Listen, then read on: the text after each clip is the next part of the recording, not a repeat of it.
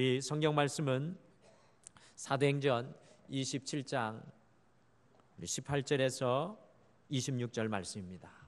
우리 신약 성경 사도행전 27장 18절에서 26절 말씀입니다. 제가 가지고 있는 성경 페이지 수로 신약 성경 235페이지입니다.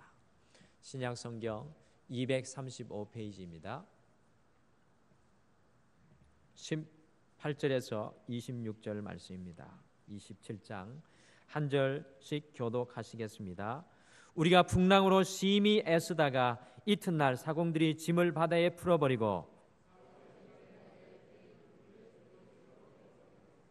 여러 날 동안 해도 별도 보이지 아니하고 큰 풍랑이 그대로 있음에 구원의 여망마저 없어졌더라.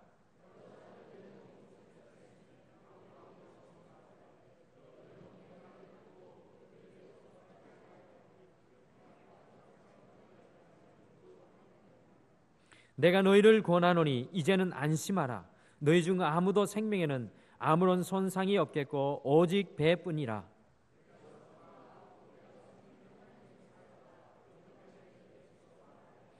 바울아, 두려워하지 말라. 내가 가이사의 앞에 서야 하겠고 또 하나님께서 너와 함께 하는 자를 다 내게 주셨다 하였으니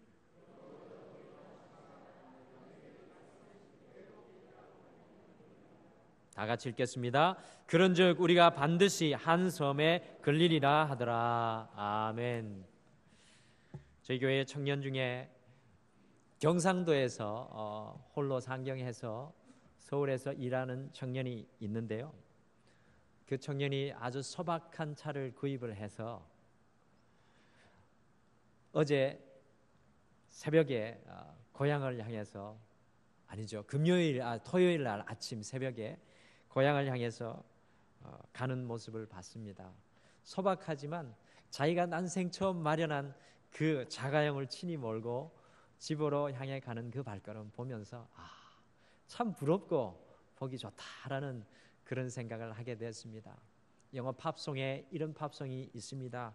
I am driving home for Christmas라는 그런 노래가 있는데 그 우리 청년의 모습이 고향을 향해서 그 차를 몰고 가면서 하나님의 은혜를 생각하면 이 설 명절 연휴 내내 가족들과 함께 모여서 하나님의 은혜가 얼마나 클까라는 그런 생각을 해보았습니다. 오늘 이 시간에 우리가 말씀을 앞서서 우리 앞뒤 좌우 옆에 최소한 4방향으로 앞뒤 좌우분들에게 좀 이렇게 인사했으면 좋겠습니다. 은혜가 충만한 설 명절 되십시오라고 앞뒤 좌우로 활짝 웃으시며 인사하십시오.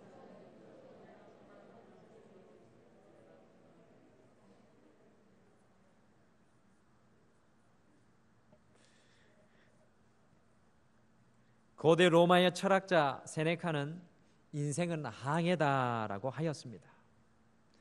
이 말은 우리 인생은 순풍을 타고 순항할 때가 있다는 이야기겠죠.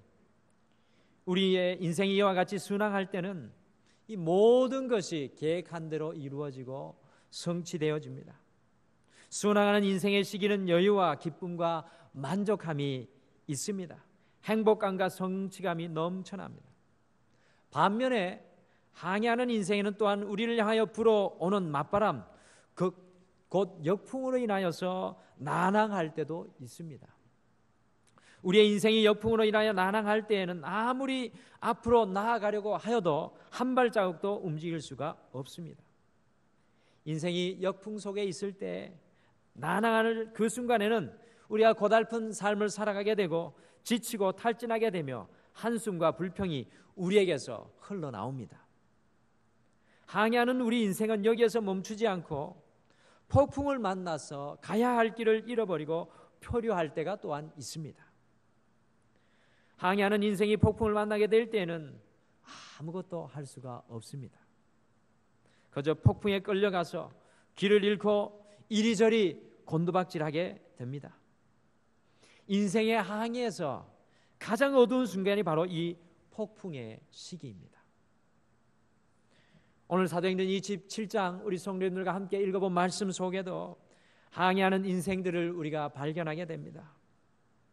근데 왠지 모르게 제 눈에는 사도행전 27장 37절에 나오는 그 정확한 그 항해하는 인생의 숫자가 제 눈에 들어왔습니다. 사도행전 27장 37절에 몇 명이 항해하고 있습니까? 그 보게 되면 전부 276명이었습니다. 276명이 항해하고 있습니다. 276명의 사람들이 오늘날의 터키의 무라시에서 이집트에서 로마로 곡물을 실어 나르는 알렉산드리아라는 호를 배를 타고 이제 항해를 하고 있습니다. 이 알렉산드리아호에 탄 사람들 중에는요, 제가 아까 말씀드렸듯이 그 청년처럼 자기 고향의 물건들을 로마로 가지고 가서 이 단단히 한몫 챙기려는 꿈에 부풀어 있는 많은 상인들이 타고 있었습니다. 그리고 이 배에는 로마의 학문과 정치를 배워서 세상의 이름을 한번 떨쳐보겠다고 생각했던 부푼 꿈을 가진 그 사람들도 타고 있었습니다. 또한 먼 타국에서 이 목숨을 건 전쟁을 하고 지친 몸으로 가족을 간절히 만나기를 소원하는 군인들도 그 배에 타고 있었습니다.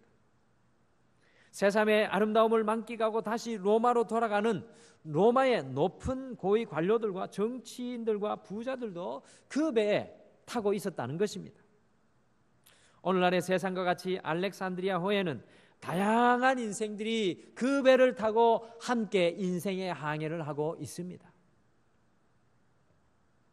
그런데요, 그 틈에 로마의 군인들의 호송을 받으면서 아주 초라한 모습으로 인생의 실패자로, 인생의 낙오자로 다른 사람이 보았을 때 아무것도 봐줄 것 없는 한 죄수가 군인들의 호송을 받으면서 황제 앞에 가기 위해서 그 배를 타고 있었습니다. 그 사람은 여러분들도 잘 아시는 바로 사도 바울이었습니다.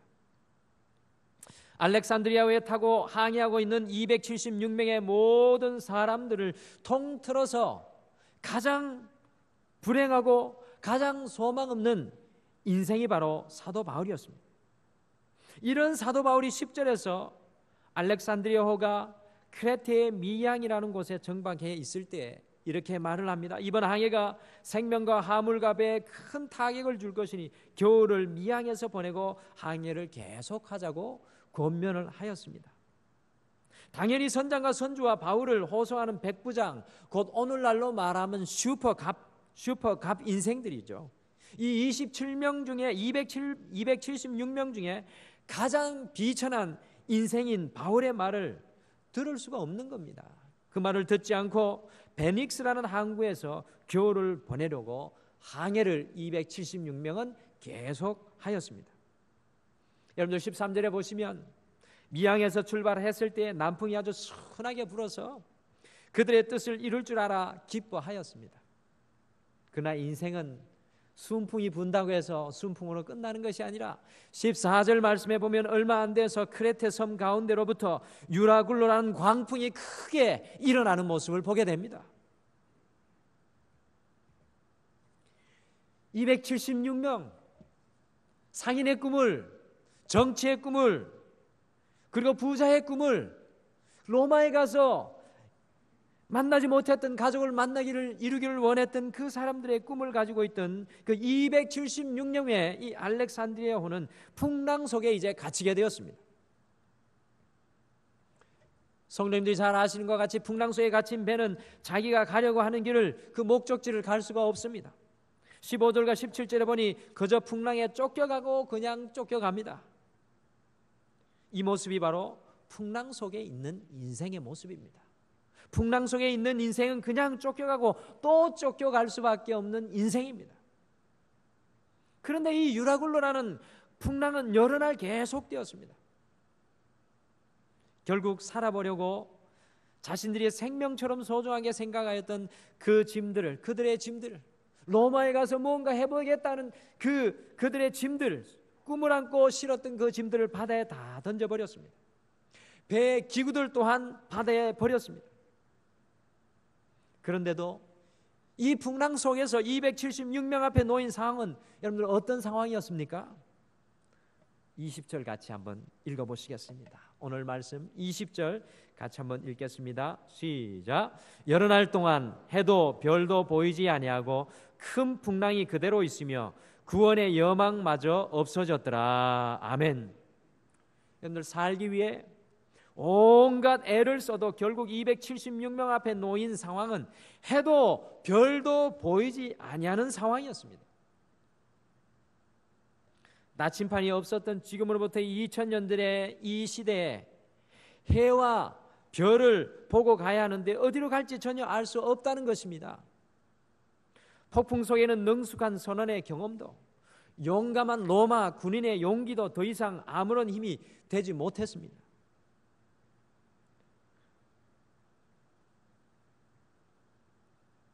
그런데요, 성경은 항상 반전이 있습니다. 모두가 절망에 빠져서 아우성치고 있는 그 순간에 구원의 여망을 잊어버리고 삶의 끈을 놓아가고 있는 즈음에 그 중에 한 사람, 당당함을 잃지 않는 한 사람, 인생에서의 믿음을 잃지 않는 한 사람, 그 한 사람이 우리의 눈에 띕니다. 그 사람은 바로 군인들의 손에 이끌려서 착고를 차고 포승줄에 묶여있는 바로 사도 바울이었습니다. 여러분, 오늘 성경 말씀에 보면 22절에 내가 너희를 권하노니, 이 보통 말이 아닙니다. 이 권한다는 말, 여러분들 이 276명이 타고 있는 배, 각종 사람이 다 모여 있는 배, 이 배를 향하여서 한낱 제수가 권하여 그들을 위로하고 있는 모습을 우리는 오늘 성경에서 발견할 수 있습니다. 바울은 희망을 잃어버린 사람들에게 오늘 희망을 외치고 있습니다. 절망의 풍랑 속에 불안해하는 이들에게 안심하라고 권면하고 있습니다. 놀랍지 않습니까?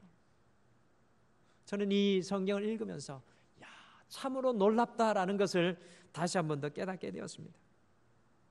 알렉산드리아호의 276명의 사람들 중에 가장 비천해 보이고 가장 내놓을 것 없고 가장 불안해 보였던 이 사도 바울이, 가장 불안해 보였던 이 사도 바울이 큰 평안을 누리며 오히려 이 배에 타고 있었던 275명의 인생들을 안심시키고 있습니다. 인생의 풍랑 앞에서 알렉산드리아호에 타고 있었던 275명의 평화와 꿈과 비전은 온데간데 없이 사라지고 말았습니다. 그러나 오로지 한 사람, 사도 바울은 오히려 이 풍랑 속에서 더욱 담대하며 평안하였습니다. 저는 오늘 이 아침에 이 사도 바울의 평안을 우리 성도님들과 좀 나누기를 원합니다. 도대체 바울의 평안의 비밀은 무엇일까요? 그래서 오늘 저는 말씀의 제목을 이렇게 붙여보았습니다. 275대 1의 평안. 한번 따라 해보시죠. 275대 1의 평안. 감사합니다. 어떨 때 박은태 목사가 제목으로 잡을 때 황당한 제목들이 많으시죠? 저는 오늘 이 말씀을 보면서 276명이 알렉산드리아호에 탔는데 그 중에 한 사람만 평안함을 갖고 있습니다. 그래서 저는 의아하고 궁금해했습니다. 궁금해하기 시작했습니다. 그래서 275대 1이구나. 그러면서 오늘 제목을 275대 1의 평안이다라고 붙이고 싶은 그런 소원의 마음이 들었습니다. 도대체 사도 바울 한 사람에게 주어진 평안, 곧 275대 1의 평안의 비밀은 무엇이었겠습니까? 여러분들 궁금하지 않으십니까?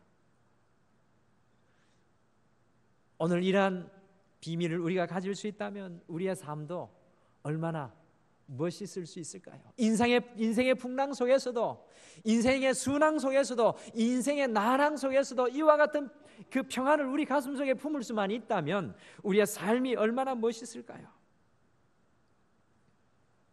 첫 번째, 인생의 풍랑 속에서 275대 1의 평안은 하나님과 소통하는 사람에게 임하였습니다.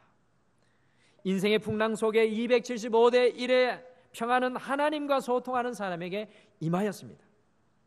풍랑 속에서 275명의 알렉산드리아호의 모든 성객들이 구원의 여망을 잃어버렸을 때에도 단 한 사람, 사도 바울은 대담하였고 확고하였으며 태연한 평안 가운데 서 있는 것을 말씀 속에서 분명히 우리가 발견할 수 있습니다. 오늘 집에 가시면 27장 말씀을 읽어보십시오.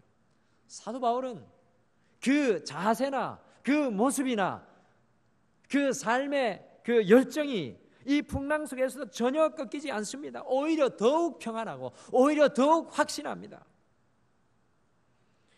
그 이유는 바로 그 풍랑의 와중에서도 바울은 주님의 음성, 우리 하나님의 음성을 듣고 있었습니다. 바울은 그 굽이치는 풍랑, 바람 소리, 비명 소리, 아우성치는 사람의 소리를 듣고 있는 것이 아니라 바로 살아계신 하나님의 음성을 그의 귀로 듣고 있었습니다.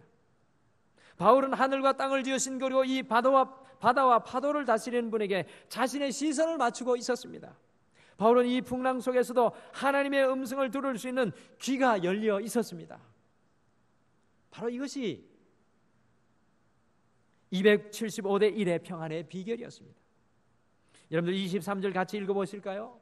오늘 성경 말씀 23절 같이 읽겠습니다. 시작. 내가 속한 바 곧 내가 섬기는 하나님의 사자가 어젯밤에 내 곁에 서서 말하되. 아멘. 하나님의 사자가 어젯밤에 자신의 곁에 서서 말씀하셨다고 합니다. 여러분들 어젯밤은 어떤 밤입니까? 사도 바울이 이야기하는 어젯밤은 어떤 밤입니까? 생사를 넘나드는 그 밤입니다. 고통받던 그 밤이라는 것입니다. 해도 달도 보이지 않는 절망의 밤이었습니다. 어디로 가야 할지 모르는 그 어둠의 밤이었습니다. 알렉산드리아 호에 275명의 사람들이 다 구원의 소망, 삶의 끈을 놓고 있을 때 사도 바울은 바로 그 순간에 기도의 무릎을 꿇었다는 것입니다. 사도 바울은 기도의 무릎을 꿇고 하나님과 소통하였습니다. 세상에 귀 닫고 세상에 눈 멀고 하나님을 향해 눈을 열고 그 길을 하나님 앞에 열었습니다.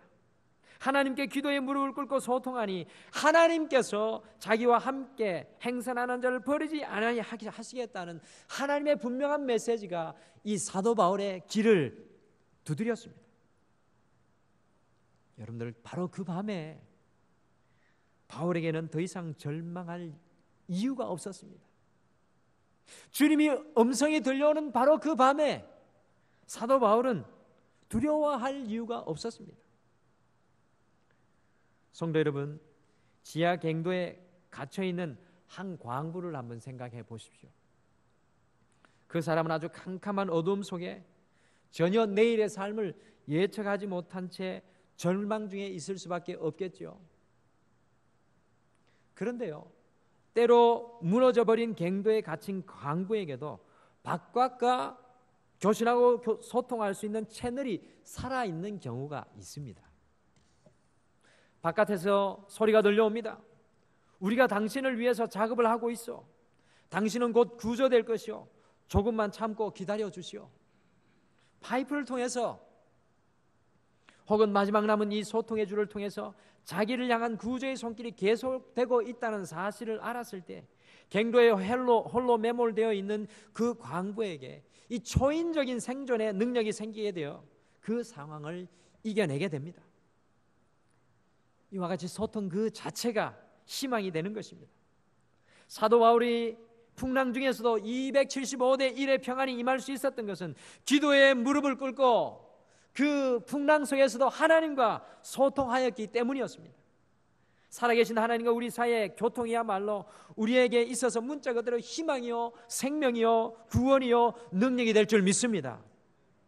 하나님께서 우리에게 말씀하시고 있는 한 우리의 삶에 대한 하나님의 인도가 계속되고 있음을 우리가 믿고 아는 한, 우리의 삶을 향한 하나님의 분명한 지시가 말씀을 통해 우리에게 들려오고 있는 한 우리는 풍랑을 두려워할 것이 없습니다.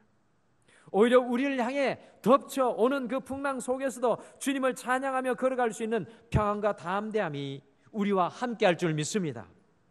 풍랑 중에서도 사도 바울에게 275대 1의 평안함이 임할 수 있었던 것은 그가 하나님과 소통하였기 때문입니다.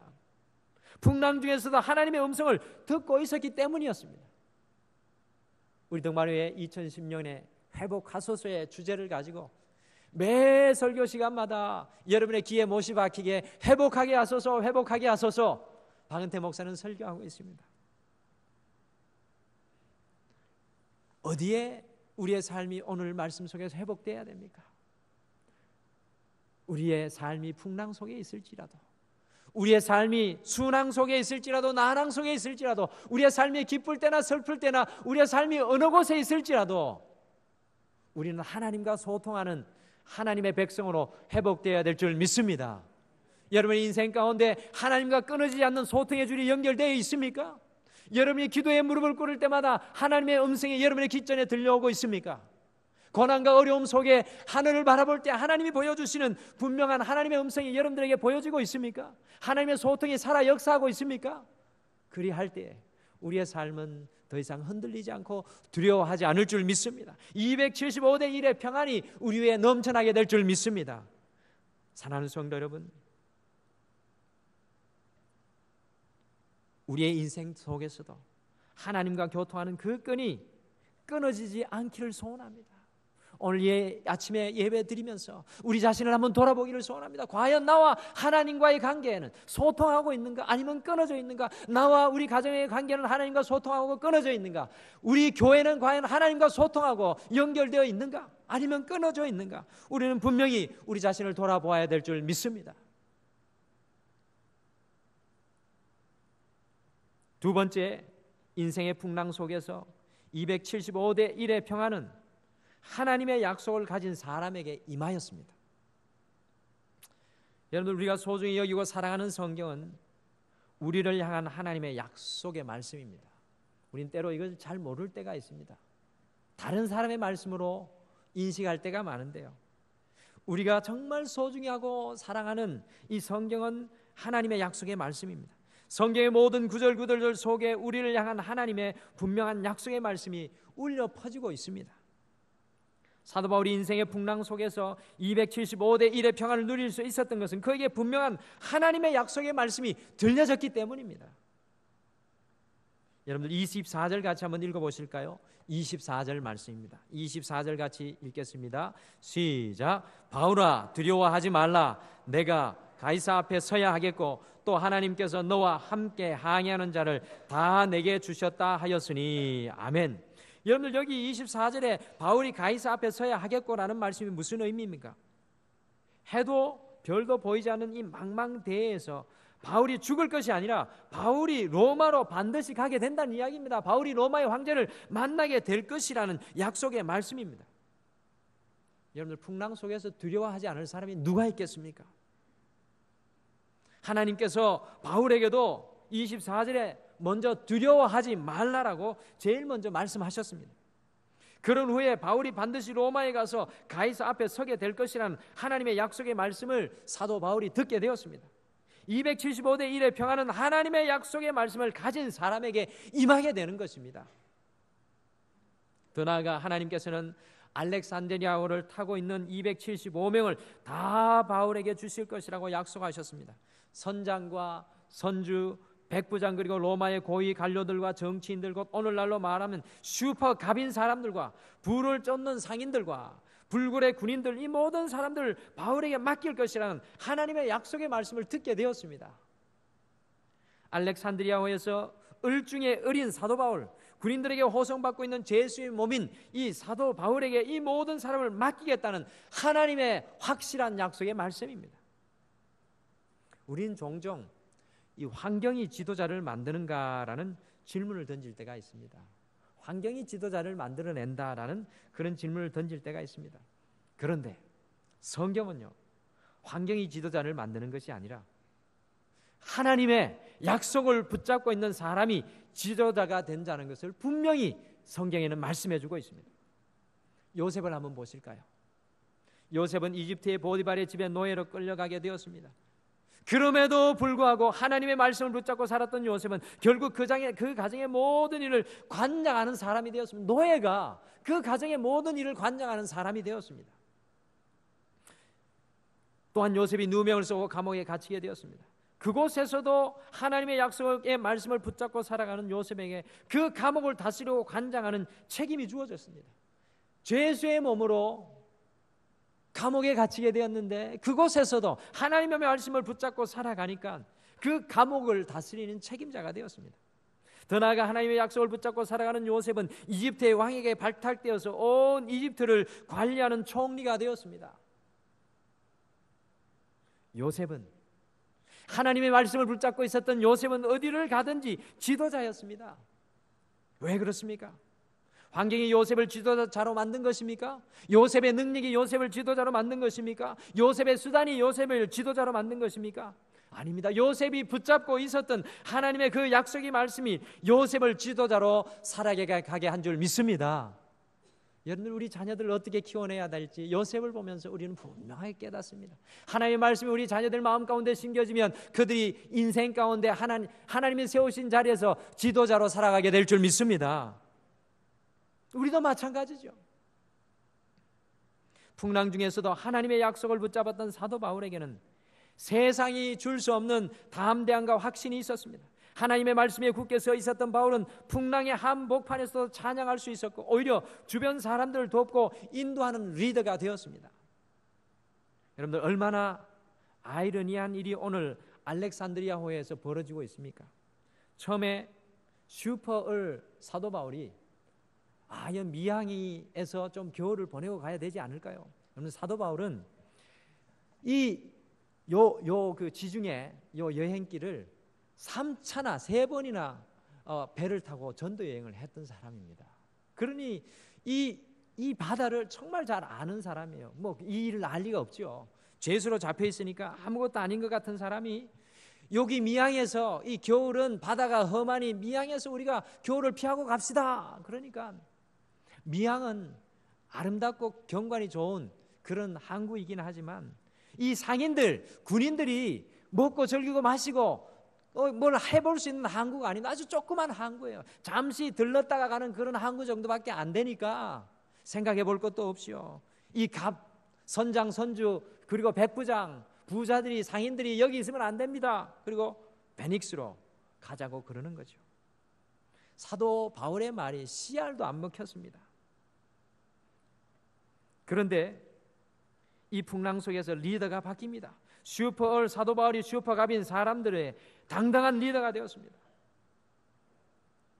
사랑하는 성도 여러분, 우리가 매주일 교회에 나온 이유가 무엇입니까? 하나님께서 우리에게 주시는 바로 그 약속의 말씀을 붙잡으려고 우리는 이 매주일 주의 성전에 엎드린 줄 믿으시기를 바랍니다. 하나님의 말씀이 여러분의 가슴 속에 담겨져야 됩니다. 하나님의 약속의 말씀이 여러분들에게 충만해져야 합니다. 성도는 자기 확신으로 살아가는 사람들이 아닙니다. 성도는 자신의 능력으로 살아가는 사람들이 아닙니다. 성도는 자신의 수단으로 살아가는 사람들이 아닙니다. 성도는 하나님의 약속의 말씀을 붙잡고 살아가는 사람들인 줄 여러분들 믿으시길 바랍니다. 275대 1의 평화는 하나님의 약속의 말씀을 가진 사도 바울에게 임하게 되었습니다. 인생의 항해자인 우리 모두에게도 하나님의 약속의 말씀이 들려지기를 간절히 축원합니다.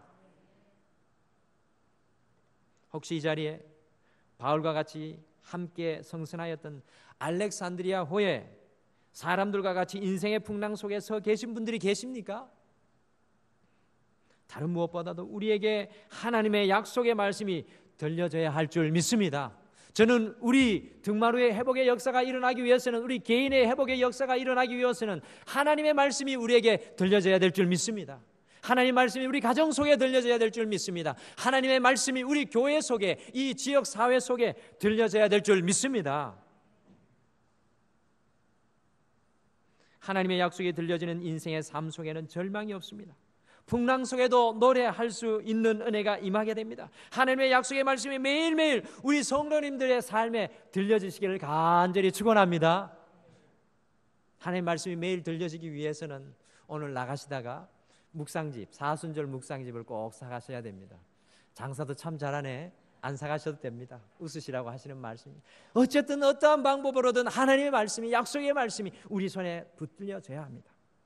세 번째, 인생의 풍랑 속에는 275대 1의 평안, 인생의 풍랑 속에서 275대 1의 평안은 하나님을 신뢰하는 사람에게 임하였습니다. 인간은 참 아이러니하게도 믿음이 꼭 필요한 상황 속에 믿음을 갖지 못합니다. 여러분들의 경험이죠. 저의 경험이기도 합니다. 참 아이러니하게도 믿음이 가장 필요한 순간에 믿음이 안 생겨요. 삶의 고통과 역경이야말로 우리에게 하나님을 신뢰할 것을 요구하는 상황임에도 불구하고 믿음이 정작 필요한 상황 속에서 믿음을 갖지 못하는 성도의 역설적인 안타까운 모습을 보게 됩니다. 이것이 여러분과 저의 모습은 아닙니까? 그러므로 무디 신학교의 학장이었던 조지 스위팅은 사람의 신앙의 깊이는 그가 위기에 접했을 때 비로소 드러나게 된다고 말하였습니다. 평상시에 순탄한 환경 속에서는 우리의 신앙의 깊이를 재일 수 없고 측량할 수가 없습니다. 그러나 내 삶에 진정한 위기가 닥쳐왔을 때 그때 비로소 우리의 신앙의 깊이는 확연하게 드러나게 되어 있습니다. 여러분들, 우리 나사렛 교단의 창시자, 감리교의 창시자인 존 웨슬리는 이 젊은 시절 존 웨슬리가 선교를 하기 위해서 대서양을 건너가고 있었습니다. 경험도 없고 믿음도 약하고 모든 것이 연약한 때였습니다. 그때 웨슬리는 대서양을 건너던 중에 큰 풍랑을 만나서 이 풍랑이 나를 덮친다면 나는 어떻게 될 것인가 두려워하고 한쪽 귀퉁이에서 떨고 있었습니다. 이때 비록 선교사의 직분을 가지고 있었지만 웨슬리는 분명한 구원의 확신을 가지고 있지 못하였습니다.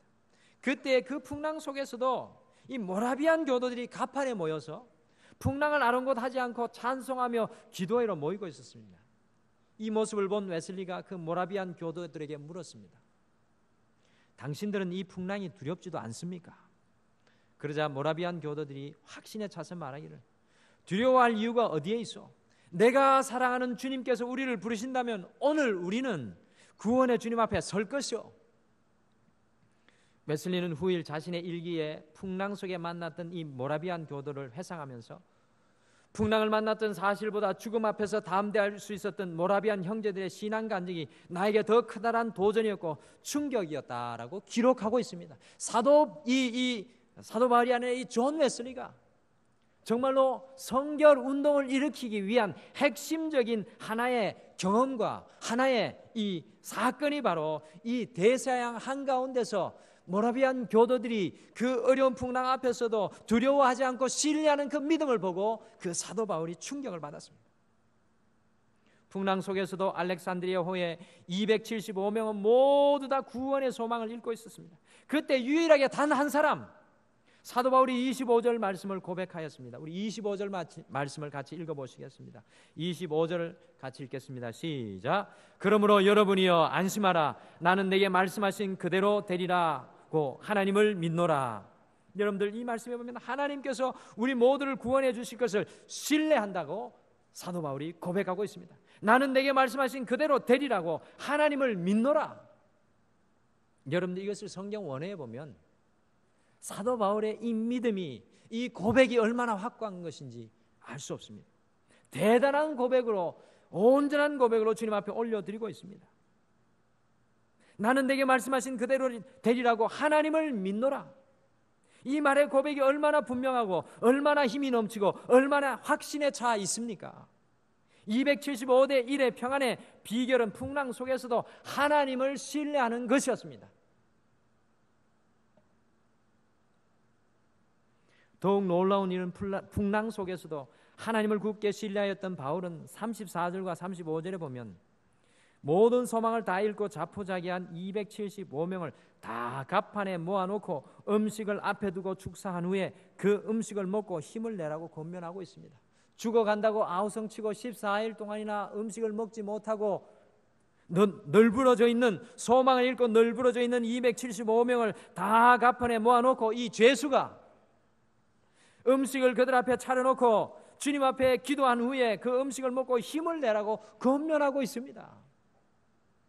여러분들 상상해 보십시오. 지금 풍랑이 일고 있습니다. 배는 미친 듯이 흔들리고 있습니다. 사람들은 절망의 벼랑 끝에서, 생사의 갈림길에서 아우성을 치고 있습니다. 그런데 이 사람들 잠잠하게 한자리에 모아놓고 떡을 떼며 하나님 앞에 감사의 기도를 올리고 있는 이 바울의 모습을 주목하여 보십시오. 275대 1의 평안의 비결은 풍랑에서도 하나님을 바라보고 하나님만을 신뢰하였던 사도 바울에게 임하였습니다. 사랑하는 성도 여러분, 인생의 풍랑 속에서 우리는 어떻게 살아가고 있습니까? 여러분과 저는 인생의 풍랑 속에서 어떻게 살아가고 있습니까? 사도 바울과 같이 하나님을 그 순간에도 신뢰하며 믿음으로 살아가고 있습니까? 풍랑 속에서도 하나님을 바라보실 수 있겠습니까? 하나님께 감사의 기도를 올리실 수 있겠습니까? 여러분들 주님 앞에 찬양하실 수 있겠습니까? 바울처럼 나는 하나님을 믿노라고 여러분들 고백하실 수 있겠습니까? 275대 1의 평안은 하나님을 신뢰하는 바로 그 사람에게 임하였습니다. 하나님을 더욱 신뢰하며 믿음의 주여 우리를 온전케 하시는 그 주님을 신뢰하며 믿음으로 살아가는 우리 사랑하는 모든 성도님들 되시기를 간절히 축원합니다. 오늘 말씀 속에 2000년 전 인생의 대풍을 만난 276명의 알렉산드리아호의 성객들을 만납니다.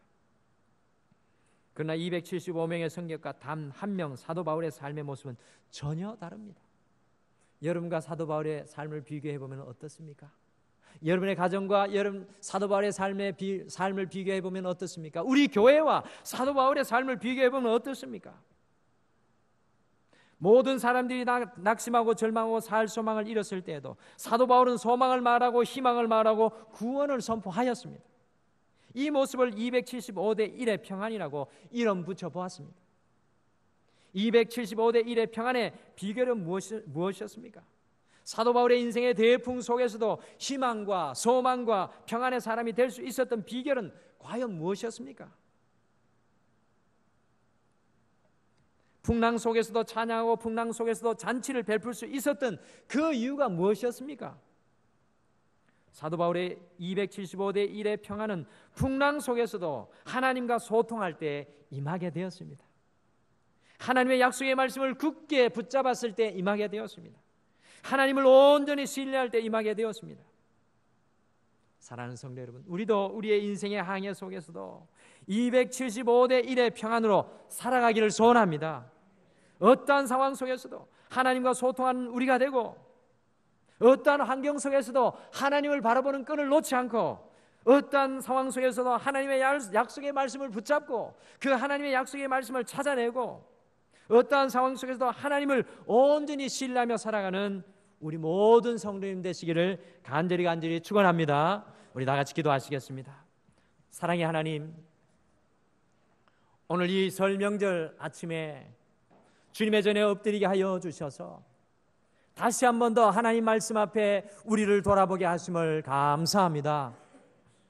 주님, 우리도 사도 바울이 가졌던 275대 1의 평안, 주님과 어떠한 상황 가운데서도 소통하며 기도의 무릎을 통하여서 주님이 말씀하여 주시는 분명한 음성을 들으며 살아갈 수 있도록 우리의 삶을 인도하여 주시옵소서.